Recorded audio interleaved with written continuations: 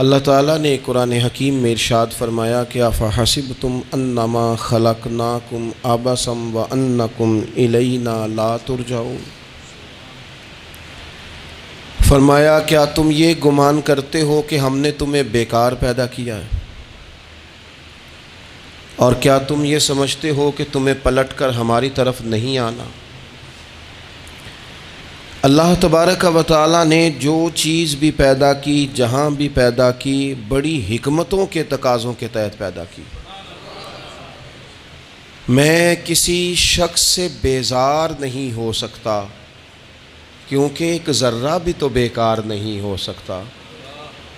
اللہ نے ہر چیز کو کمال حسن کے ساتھ دنیا میں پیدا کیا، اور انسان تو اشرف المخلوقات ہے۔ یہ تو اللہ تعالیٰ کی تخلیق کا شاہکار ہے۔ اللہ تعالیٰ نے اسے بڑی رہنائیوں کے ساتھ، بڑی حکمتوں کے ساتھ، بڑے کرم کے ساتھ پیدا فرمایا۔ اس کو اللہ تعالیٰ نے سمجھنے کی، بات کرنے کی، اپنا ما فی الضمیر کہہ دینے کی صلاحیت عطا فرمائی۔ مالک نے اسے عقل، شعور دیا، اور جو بڑی طاقتور مخلوق نظر آتی ہیں ان کو اللہ تعالیٰ نے انسان کے قبضے میں دے دیا۔ کتنا بڑا ہاتھی ہوتا ہے لیکن ایک چھوٹا سا بچہ اسے لیے پھرتا ہے۔ کتنا بڑا اونٹ ہے، کتنی طاقت رکھتا ہے، لیکن ایک چھوٹا سا بچہ اس کے ناک میں نکیل ڈالتا ہے اور اسے لے کے گھومتا ہے۔ اللہ تبارک و تعالیٰ نے اسے اشرف المخلوقات بنایا ہے۔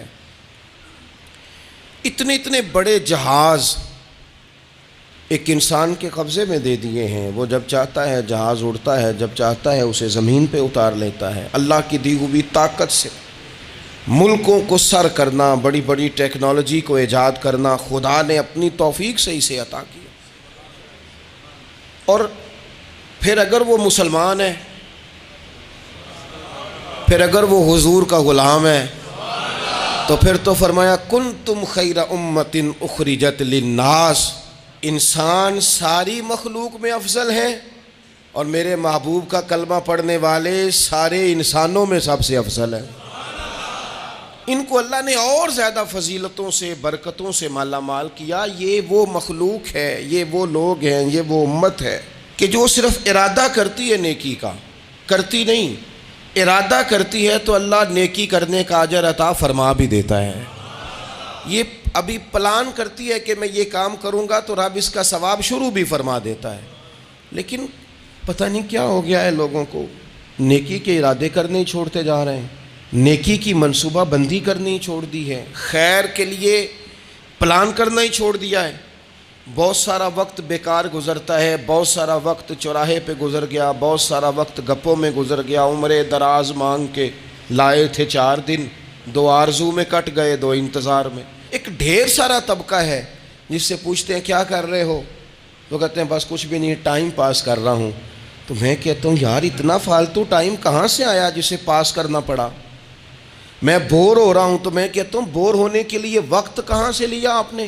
آپ تو مسلمان ہیں، آپ کا تو وقت شریعت نے بڑا قیمتی کر دیا ہے۔ آپ تو 1 منٹ میں 3 بار سورہ اخلاص پڑھ سکتے ہیں۔ آپ کو تو ذرا سا وقت ملے تو آپ جا کے 2 رکعت نماز کی نیت باندھ سکتے ہیں۔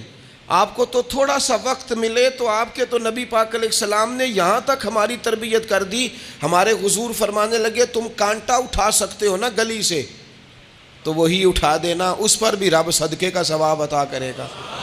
تو یہاں تو کانٹوں سے بھری ہوئی گلیاں ہیں۔ میرے نبی پاک نے تو فرمایا تھا کسی مومن کو بس خوش کر دینا، وہ چاہے لمحے کے لیے ہی ہو، اس کے دل میں راحت ڈال دینا، اسے تسلی دے دینا، روتے ہوئے یا کے آنسو پونچھ دینا، اس کو کہہ دینا میں تیرے ساتھ ہوں۔ فرمایا مومن کے دل میں تم نے خوشی داخل کر دی تو 60 سال نفل پڑھنے سے اللہ تمہیں زیادہ ثواب عطا کر دے گا۔ تو یہ فارغ بیٹھنے کا وقت کہاں سے آیا؟ یہ بور ہونے کا ٹائم کہاں سے آیا؟ ہم نے اپنے آپ کو بیکار کر لیا ہے، اور رب نے نہیں بیکار پیدا کیا، ہم نے بیکار کر لیا، ہم نے اپنے آپ کو زنگ لگا لیا۔ ملت کا وہ جوان جس کو چاہیے تھا کہ وہ خاندان کے 20 50 60 لوگوں کو لے کر چلتا، کفالت کرتا، نمائندگی کرتا، آگے بڑھ کے کہتا میں ہوں نا، گھبرانا نہ، وہ نوجوان خود دکھ سناتا ہے رو رو کے، وہ مجبوریاں سناتا ہے، وہ کچی کچی باتیں کرتا ہے، وہ کہتا ہے مجھے کالا جادو ہو گیا ہے، وہ کہتا ہے فلانے کی نظر لگ گئی ہے، وہ کہتا ہے چچا نے آگے نہیں جانے دیا، وہ کہتا ہے میں ابا جی نے صحیح تقسیم نہیں کی تو میں پیچھے رہ گیا۔ اتنی کمزور بات کرے گا، اور وہ مسلمان اپنی صلاحیت کو پہچانے۔ حضرت سعدی شیرازی کے پاس ایک شخص نے بیٹھ کے اپنے دوستوں کی غلطیاں گنوانی شروع کر دی، ان میں یہ بھی غلطی ہے، یہ بھی غلطی ہے، یہ بھی غلطی ہے، یہ بھی غلطی ہے، یہ بھی غلطی ہے۔ تو حضرت سعدی ہنس پڑے، فرمانے لگے اور یاد رکھ تیرے سجن بڑے ہی برے ہیں، پر پانی بڑا بھی گندا ہو نا تو آگ بجھانے کے کام پھر بھی آ جایا کرتا ہے۔ کوئی تو خوبی ان میں تلاش کر لینا، پانی بڑا بھی گدلا ہو تو آگ تو بجھاتا ہے کہ نہیں بجھاتا۔ ہمارا یہ مزاج بن گیا ہے کہ ہم اپنی صلاحیتوں سے کام ہی نہیں لیتے، ہمیں پتہ ہی نہیں ہم کیا کر سکتے ہیں۔ میرے رسول پاک صلی اللہ علیہ وسلم کا کمال یہ ہے کہ حضور نہ انسان کی صلاحیتیں اجاگر کر دیتے، محبوب اجاگر کر دیتے، حضور اندر جذبہ پیدا کر دیتے۔ اس طرح کا وہ اقبال کہتے ہیں کہ تمہارا وقت کا امام وہ نہیں ہوتا جو تمہیں کہے حالات بڑے خراب ہیں، اس قوم کا کچھ بھی نہیں ہو سکتا، اس ملک کا کچھ بھی نہیں ہو سکتا، فلانا ادارہ بھی خراب ہو گیا، فلانا بندہ بھی کرپٹ ہو گیا، فلانا بھی دنیا دار ہو گیا، پیر بھی خراب ہو گئے، مولوی بھی خراب ہو گئے، سیاستدان بھی خراب ہو گئے، اور بیوروکریٹس بھی خراب ہو گئے، اور تاجر بھی خراب ہو گئے، اور فلانی برادری یہ ظلم کرتی، فلانا قبیلہ یہ ظلم کرتا ہے، فلانے شہر کے لوگ، اسی چکر میں صرف مایوسیاں پھیلانی ہیں، کبھی خیر کی بات ہی نہیں کرنی۔ لیکن اقبال کہتے ہیں کہ ہے وہ تیرے زمانے کا امام برحق جو تجھے حاضر و موجود سے بیزار کرے اور موت کی شکل میں دکھلا کے تجھے جلوہ یار زندگی تیرے لیے اور بھی دشوار کرے، وہ تیرے اندر رمق پیدا کرے۔ آج جو حاجی غار سور پہ جاتے ہیں تو یہ لوگ پانی کی بوتل ان کی بغل میں ہوتی ہے، رستے میں 3-4 جگہ بنی ہوئی ہیں، پانی پئیں، چائے پئیں، جوس پئیں، بندوبست ہے، آپ کے کھانے پینے کے لیے آپ چیزیں خرید سکتے ہیں۔ اوپر جائیں تو وہاں بھی سارا کچھ بیٹھنے کا بہترین اہتمام ہے۔ جب حضرت صدیق اکبر گئے تھے تو دن کو نہیں گئے تھے، رات کو گئے تھے، اور جناب اسماء بنت ابی بکر جب رات کو کھانا لے کے جاتی تھی تو وہاں تو دن کو آج بھی 1400 سال کے بعد بھی آبادی کوئی نہیں۔ اس وقت کیا منظر ہوگا، اور اب رستہ بن گیا تھا، اب تو رستہ بھی نہیں تھا۔ تو حضرت اسماء کہتی ہیں میں اکیلی روٹی پکاتی تھی، پھر اسے باندھتی تھی، پھر میں یہ نہیں کہ 2-4 میرے ساتھ ساتھی چلو تو پھر غار سور پہ چلتے ہیں، لوگ تو یوں جاتے ہیں نا۔ فرماتی میں دیکھتی تھی ادھر ادھر کہ کوئی ہے تو نہیں، دیکھ تو نہیں رہا۔ جب کوئی نہیں ہوتا تھا تو رات کو جاتی تھی اور غار پہ کھانا دے کے آتی تھی، اور حضرت صدیق اکبر نے حضور کو کندھوں پہ بٹھا کے کہا تھا حضور پتھر نکیلے ہیں، ان کی نوک تیز ہے، کہیں مقدس قدموں کو تکلیف نہ دیں، اگر مہربانی کریں تو میرے کندھوں پہ نہیں بیٹھ جاتے۔ حضور حضرت صدیق اکبر کے کندھوں پہ بیٹھ گئے۔ درویش کہنے لگے پباں پار قدم نہیں جے لاؤندا تے 100 پہاڑ تے چڑھیا جاندا، او پیا جاندا جے یار نبی دا، اے اصلی دلدار نبی دا، او پیا جاندا جے یار نبی دا، اے اصلی دلدار۔ اپنے اندر جذبہ پیدا کریں، ہم کچھ کر سکتے ہیں۔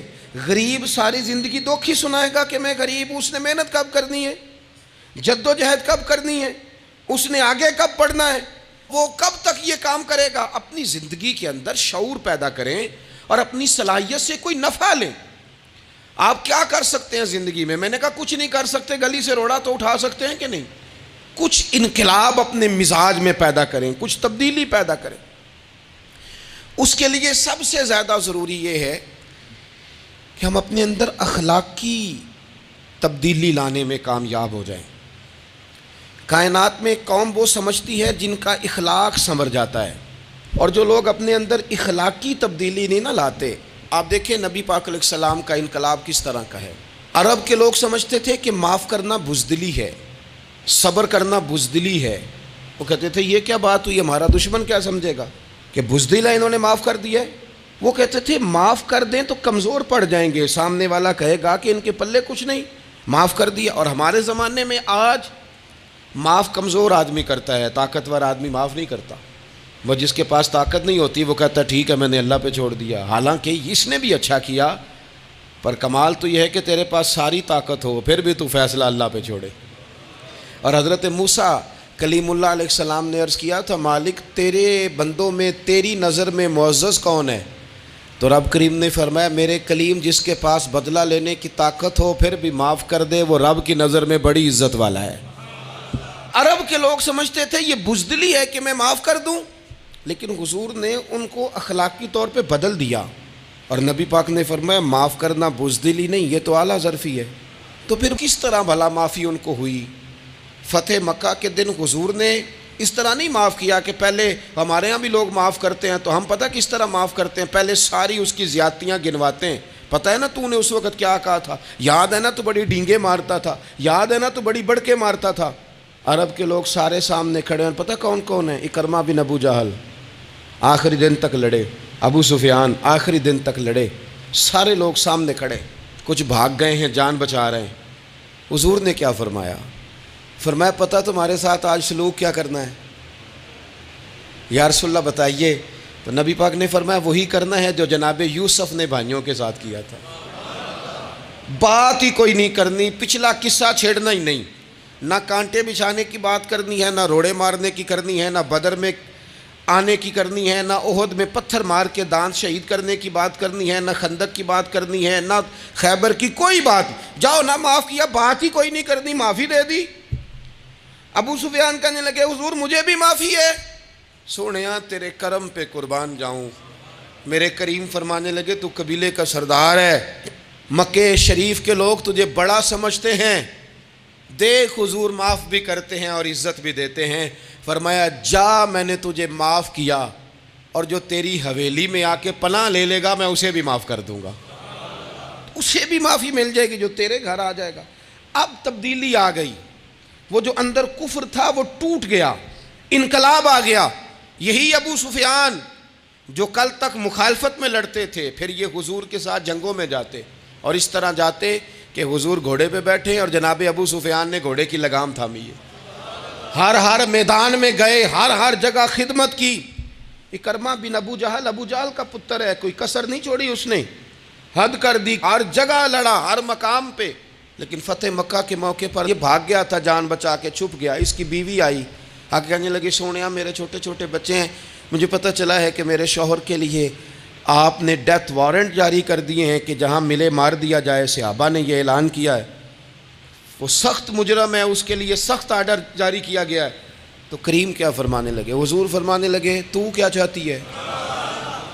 میں کوئی آپ کو قصہ تو نہیں نہ سنا رہا، خدا را مہربانی کریں، تھوڑا سا دل بڑا کریں، تھوڑا سا۔ وہ ساس کہتی ہے جی میں کیویں معاف کر دیاں جی، تمہیں پتہ نہیں پیر صاحب میرے اندر زخم کنے نے، مثلا کیا ہے، گولی مار دی ہے کسی نے کسی کو۔ بہو سے کہیں تو کہتی ہے جی میں معاف کر دوں، اس کو معاف کر دوں، آپ کو بتاؤں اس نے تکلیف کتنی دی۔ مہربانی کرو ایک دوسرے کو معاف کرو، اپنے دل میں گنجائش پیدا کرو۔ اس بندے کی بات ہو رہی ہے جو باپ سے لگا ہوا ہے مخالفت کرنے، ابے نے بھی ظلم کیے، اس نے بھی کیے۔ حضور اس کی بیوی سے کہتے ہیں کیا چاہتی ہے؟ کہنے لگی حضور معاف کر دیں اسے۔ تو نبی پاک صلی اللہ علیہ وسلم نے فرمایا ٹھیک ہے، یہاں تو معافی کا دروازہ تو سب سے زیادہ کھلا ہوا ہے، تو کہتی ہے تو چلو ٹھیک ہے معاف کیا، ہو گئی بات۔ اس نے جا کے جہاں چھپا ہوا تھا اسے کہا اکرمہ حضور نے تجھے معاف کر دیا۔ کہنے لگا کوئی کرنے والی بات کر، وہ معاف کرتے ہیں مجھے پتہ ہے، بڑا کرتے ہیں، پر جو میں نے کیا ہے وہ معافی والا نہیں۔ مجھے معافی ہو سکتی ہے، یہ کیسے ہو سکتا ہے، یہ کیسے ہو گیا، ہو ہی نہیں سکتا۔ اس کی بیوی پھر آئی، کہنے لگی حضور وہ مانتا نہیں، یہ تاریخ صرف میرے رسول کی ہے، یہ سیرت صرف میرے رسول کی ہے، کہ جس کو معاف کیا جا رہا ہے اس کی سمجھ میں بات نہیں آ رہی کہ بھلا مجھے معاف کر دیا ہے۔ حضور کہتے ہیں اچھا تو بتا وہ کیسے مانے گا؟ کہنے لگی حضور اگر کوئی نشانی دے دینا، عرب کے لوگ تلوار دے دیتے تھے، زرہ دے دیتے تھے، پگڑی دے دیتے تھے، چھڑی دے دیتے تھے، یہ دلیل ہوتی تھی کہ فلاں نے نشانی دے دی۔ اگر کوئی مل جائے نا نشانی، محبوبہ اس طرح تو کوئی نہیں کرتا جیسے آپ کرتے ہیں۔ کریم نے اپنے سر سے پگڑی اتاری اور فرمایا میری پگڑی بطور علامت کے نشانی کے لے جا، اسے کہہ دے میں نے معاف کیا۔ اب اکرمہ کو معافی ہو گئی، وہ آ رہے ہیں، یوں اخلاق بدلتے ہیں، وہ آ رہے ہیں۔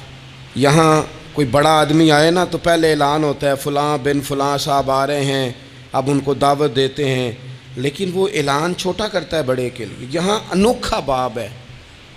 اکرمہ کلمہ پڑھنے آ رہے ہیں. نبی پاک صحابہ سے کیا فرما رہے ہیں؟ فرمایا وہ کلمہ پڑھنے آ رہا ہے، اطاعت قبول کر کے آ رہا ہے، سر تسلیم خم کر کے آ رہا ہے، اس کے سامنے اس کے باپ کے کسی ظلم کا اظہار نہ کرنا. اس کے باپ نے بڑے ظلم کیے ہیں، زیادتیاں کی ہیں، ہم تذکرہ یہاں ہوتا ہے، لیکن اس کے سامنے نہ کرنا. اس کا تو ابا ہے نا، اس کا تو باپ ہے نا، کوئی بات نہ کرنا، اسے تکلیف ہوگی. کس کے لیے؟ صحابہ رو رہے ہیں. حضور یہ کس کے لیے تیاری کرا رہے ہو؟ وہ آ گئے، قدموں سے لگ گئے، کلمہ پڑھ لیا، کھول کے روئے. حضور میرے لیے بھی معافی ہے؟ تو کریم نے فرمایا ہاں، میں رحمت والے رب کا رحمت والا رسول ہوں، ہے نا معافی. اکرمہ مسلمان ہو گئے. پھر تلوار کو صاف کر کے کہنے لگے سونیا پہلے یہ اسلام کی مخالفت میں لڑتی تھی، اب حمایت میں لڑے گی. مجھے بتائیں، ایک ایک گلی اکرمہ گئے اسلام کی حمایت میں تلوار لے کے، ایک ایک گلی. اور آپ پچھلے جہاد میں بھی گئے تھے، اس جہاد میں نہ جائیں تو کہنے لگے کفارہ نہیں ادا کرنا، پچھلے داغ نہیں صاف کرنے. میں جاؤں گا، گلی گلی جاؤں گا، نگر نگر جاؤں گا، جھنڈا لے کے جاؤں گا. میں بتاؤں گا کہ جب کوئی مدینے والے کے پاس آئے تو رب دل بدل دیا کرتا ہے. انقلاب آتے ہیں، عادتیں بدلتی ہیں، طبیعتوں میں تغیر آتا ہے. کون کہتا ہے نہیں آتا؟ میں جاؤں گا. حمص میں حضرت عمر کے زمانے تک اکرمہ لڑے، سالوں میدان میں رہے اسلام کی حمایت میں، اور پھر حمص کے میدان میں حضرت عمر کے دور میں لڑتے ہوئے شہادت کی موت اللہ نے انہیں عطا فرمائی. یہ آپ دیکھیں حضرت خالد بن ولید کون ہے؟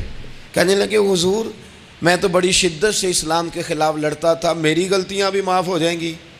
تو حضور فرمانے لگے اسلام پچھلے سارے معاف کرا دیا کرتا ہے، نئی زندگی کا آغاز ہو جاتا ہے. نئی زندگی کا آغاز ہوتا ہے. حضور نے فرمایا جو رمضان میں عبادت کر لے نا، ایمان کے ساتھ رمضان میں عبادت کر لے، اللہ اس کے پچھلے سارے ہی معاف فرما دیتا ہے. اب وہ نئی زندگی کا آغاز کرے.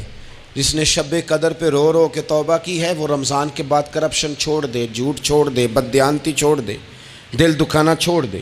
جس نے رمضان میں روزے رکھے، تراویح پڑھی ہے، وہ نئی زندگی کا آغاز کرے. خدا کی رحمت سے گناہ معاف ہو گئے، اب وہ آگے بڑھے. نبی پاک علیہ السلام نے فرمایا جو اللہ کے گھر کا حج کار آیا وہ اس طرح ہے جس طرح آج ماں کے پیٹ سے پیدا ہوا ہے. اب نئی زندگی کا آغاز کرے، اب وہ اپنی عادات میں تبدیلی لائے، اب وہ بدل جائے. میں کس درد سے یہ بات آپ سے کروں کہ 50 لاکھ مسلمان ہر سال حج کرتا ہے.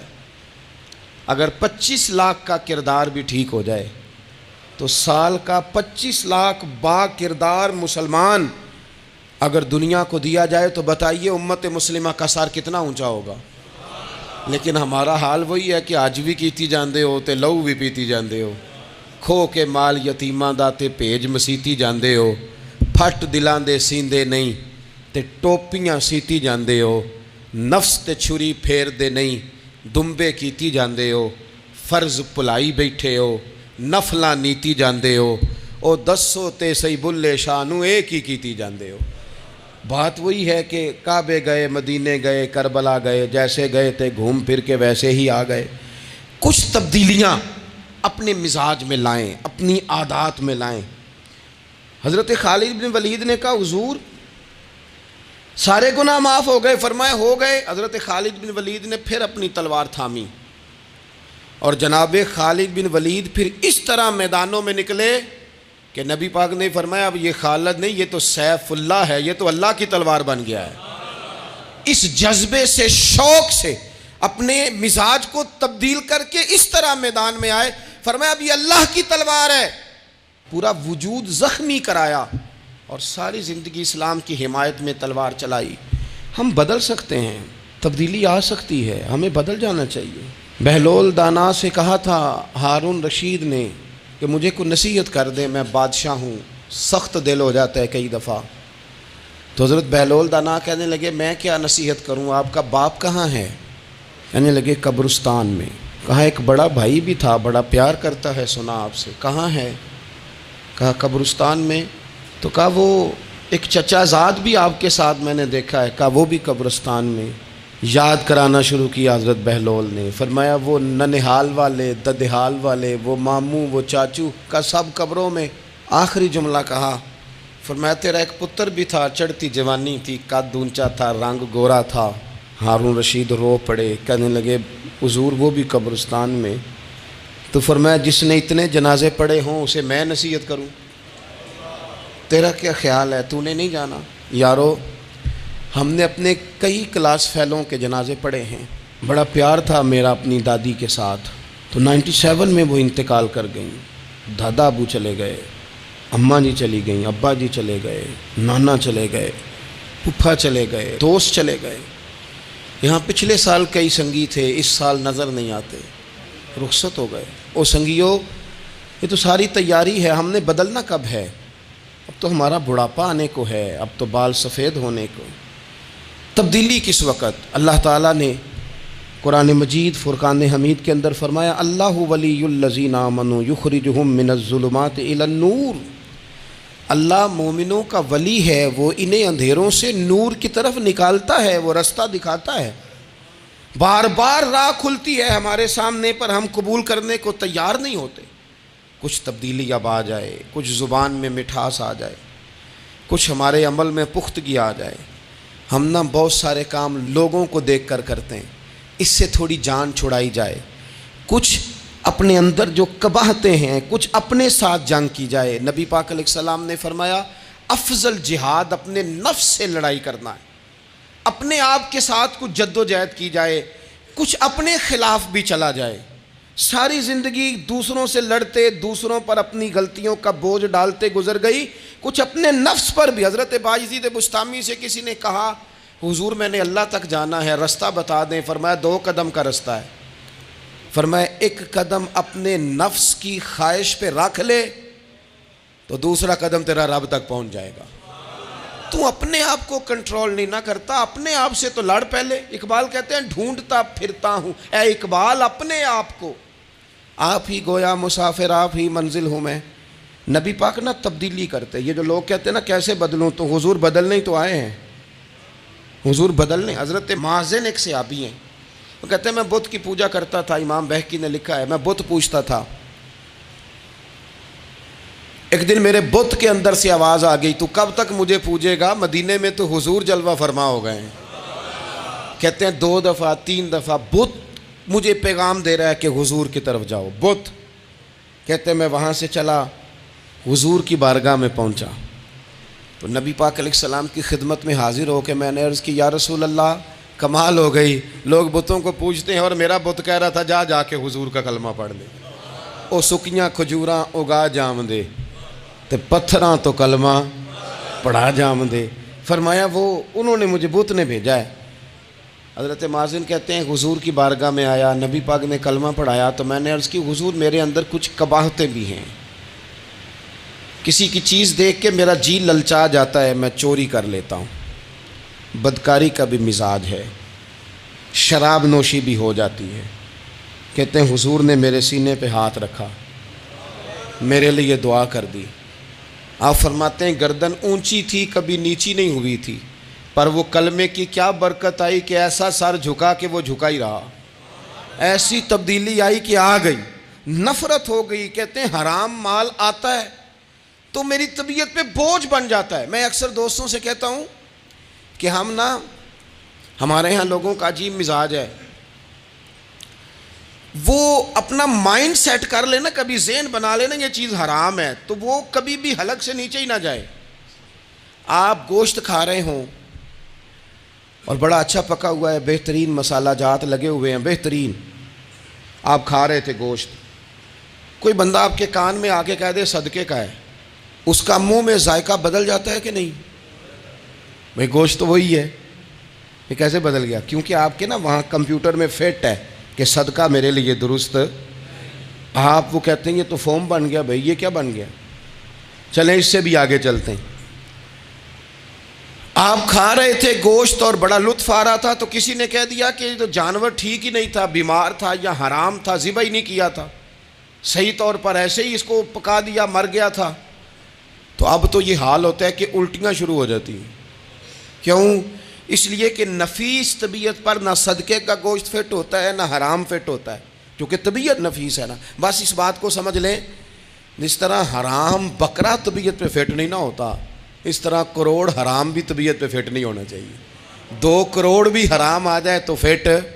جس دن 2 کروڑ پر بھی الٹی آنے لگ گئی نا، جس دن حرام جگہ پر قبضہ کرتے بھی کہہ آنے لگ گئی، ذائقہ بدلنے لگ گیا، کمپیوٹر میں فٹ ہو گیا کہ یہ میرے لیے ٹھیک نہیں. لیکن میں اکثر کہتا ہوں لوگوں سے، میں کہتا ہوں ہمارے ہاں بندہ دیکھ کے فتویٰ ہوتا ہے.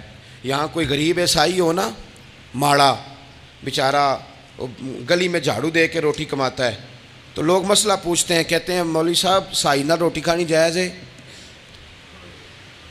تو میں پھر ان لوگوں سے آگے سے پوچھ لیتا ہوں، میں کہتا ہوں یہ بتاؤ امریکہ کا صدر بھی عیسائی ہے، اس کے ساتھ جائز ہے؟ اتنے وزیر مشیر وزراء اعظم ملکوں کے جا کے کھاتے ہیں، کبھی آپ نے مسئلہ پوچھتے دیکھیں؟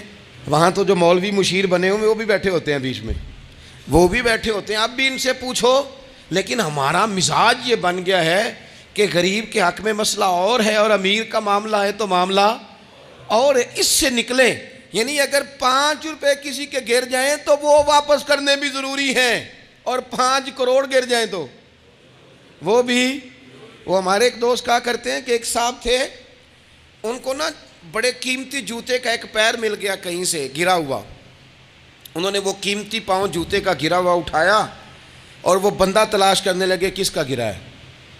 دیر تک وہ ڈھونڈتے رہے ایک پاؤں کس کا ہے، تھوڑی دیر کے بعد انہیں دوسرا پاؤں بھی مل گیا. پھر انہوں نے بندہ ڈھونڈنا بند کر دیا. انہوں نے کہا اب دونوں ہو گئے ہیں، اب یہ کام آئے گا، لہذا انہوں نے بند کر دیا. میرے عزیز، یہ تو کوئی طریقہ نہیں ہے نا کہ آپ چیز اگر تھوڑی سی ہے تو اس پر فتویٰ اور ہے، اور اگر زیادہ ہے تو مزاجوں میں جب ہم یہ لے آئیں گے اپنی طبیعت میں، اور کب تک ہم نے اسی طرح رہنا ہے؟ کب ہم نے اپنے وجود سے کام لینا ہے؟ بیکار وقت کب تک گزرنا ہے؟ کتنے رمضان آئے گزر گئے، کتنے عمرے آئے گزر گئے، کتنی ہم نے دیکھا کہ بس بیمار ہو گئے ہیں، ٹھیک ہو جائیں گے تو پھر اس کے بعد ہم نے کوئی نماز نہیں چھوڑنی، لیکن ٹھیک ہوئے تو بھول گئے، نئی سے نئی بات شروع ہو گئی. ہم نے کتنی دفعہ کہا کہ آج کے بعد تبدیلی، لیکن کیوں نہیں تبدیل ہوتے؟ حضرت فضالہ بن عمیر ایک صحابی ہیں، کہتے ہیں میں عورتوں کا معاذ اللہ بڑا رسیہ تھا. ابو جہل نے جب اعلان کیا نا جو حضور کو شہید کرے گا تو اسے 100 سرخ اونٹ دیے جائیں گے، تو کہتے ہیں میں خنجر بغل میں دبا کے نا تو طواف کعبہ کرنے چلا گیا. طواف کعبہ کہتے وہاں جب میں پہنچا تو میں نے دیکھا حضور بھی طواف کر رہے ہیں، تو نبی کریم نے مجھے دیکھتے ہی حضور میرے قریب آئے اور مجھے نہیں بتانا پڑا. حضور فرمانے لگے تیرا نام فضالہ ہے؟ میں نے کہا ہاں. تو محبوب فرمانے لگے کیا باتیں کر رہے ہو اپنے آپ سے؟ کہتے میں دل میں سوچ رہا تھا کہ طواف کرتے میرے قریب سے گزریں گے تو خنجر مار دوں گا. کیا باتیں کر رہے تھے؟ فضالہ کہتے ہیں میں تو جب آیا تھا تو ایک بی بی سے مل کے آیا تھا، میں نے کہا تھا کہ میں آج بڑی رقم لے کے آؤں گا اور معاذ اللہ تیرے پاس رات گزاروں گا. کہتے ہیں میں تو اس سے بات کر کے آیا تھا. تو میں اب حضور سید عالم صلی اللہ علیہ وسلم نے پوچھا تو فضالہ ہے؟ میں نے کہا ہاں. کیا باتیں کر رہے تھے اپنے آپ سے؟ میں نے جھوٹ بولا. میں نے کہا جی وہ تو میں تو ذکر کر رہا تھا اپنے دل میں. کہتے حضور مسکرائے اور مسکرا کے فرمانے لگے چل چھوڑ، جس کام آیا تھا وہ کرتا کیوں نہیں؟ میں جو تیرے سامنے کھڑا ہوں تو کرنا. خیال آیا مسلمان نیک و بد پہچان جاتے ہیں اور آقا آدمی کے دل کی باتیں جان جاتے ہیں. کرنا وہ کام. تو فضالہ کہتے ہیں کہ میں کانپ گیا، میرے ہاتھ سے وہ خنجر گر گیا. حضور نے میرے سینے پہ ہاتھ پھیرا، اس طرح پھیرا کہ زندگی میں اتنا سکون کبھی نہیں ملا، اتنی ٹھنڈک کبھی نہیں ملی، اتنا قرار کبھی نہیں آیا، اس قدر زیادہ آزمائش کبھی نہیں آئی. میں قرار محسوس کرنے لگا. کہتے ہیں حضور فرمانے لگے کیا وہ وقت نہیں آیا کہ تو کلمہ پڑھ جائے؟ کہتے ہیں میں نے فوراً کہا حضور آ گیا ہے وقت، پڑھائیں مجھے کلمہ. کہتے ہیں نبی پاک نے کلمہ پڑھا دیا، میں مسلمان ہوا. میں واپس لوٹا تو وہی عورت بن سنور کر تیار ہو کر گلی میں کھڑی تھی. عادتیں بدل جاتی ہیں. شرط یہ ہے کہ ہم تھوڑی سی کوشش کریں، شرط یہ ہے کہ ہم اپنے آپ کو اللہ رسول کی بارگاہ میں پیش کریں. اور میرے دوستوں، میرے بزرگوں، ہمیں سب سے زیادہ تکلیف میں ہماری اپنی عادات نے ڈالا ہے، ہماری اپنی خواہشات نفس نے ہمیں زیادہ آزمائشوں میں ڈالا ہے. کہتے ہیں وہ عورت بن سنور کے کھڑی تھی. جب میں واپس لوٹا تو پہلے میں اس کے پیچھے بھاگتا تھا، اب میں اس کے قریب سے گزر گیا تو اس نے آواز دی، تو فضالہ نہیں؟ کہتے ہیں میں چپ کر گیا۔ وہ پھر پیچھے دوڑی، میرا گریبان پکڑ کے کندھا پکڑ کے ہلایا، تو فضالہ نہیں؟ کہتے میری جھکی ہوئی گردن، میں سر نہیں اٹھاتا۔ مجھے کہنے لگی تو وہ نہیں ہے جو فضالہ ہے؟ میں نے کہا ہوں میں فضالہ، پر وہ والا نہیں جو تجھے ملا کرتا تھا۔ کہا تو اب کون ہے؟ کہنے لگے میرا ٹائٹل بدل گیا ہے، میرا تعارف بدل گیا ہے، اب میں رسول کائنات کا غلام ہو گیا ہوں۔ اب لوگ مجھے مسلمان کہتے ہیں، اب میری نگاہوں میں جچتا نہیں کوئی، جیسے میرے محبوب ہیں ایسا نہیں کوئی۔ کہتے ہیں بدل گئی عادت، میں وہی ہوں پر میرا لہجہ، میرا مزاج ہی بدل گیا۔ حضرت جریر ابن عبداللہ کہتے ہیں میں کاروبار کرتا تھا اور مجھے بڑا سلیقہ آتا تھا کاروبار، میں سستی ترین چیز خریدنے کا ملکہ رکھتا تھا، لیکن فرماتے ہیں کہ جب میں حضور کا کلمہ پڑھنے گیا تو نبی پاک نے مجھے فرمایا میرا دین کسی کا بھلا کرنے کا نام ہے، الدین النصیحہ، خیر خی کرنا۔ فرماتے ہیں پھر میں نے نصیحت کو پلے باندھا، ایک آدمی سے گھوڑا خریدا 300 دینار کا،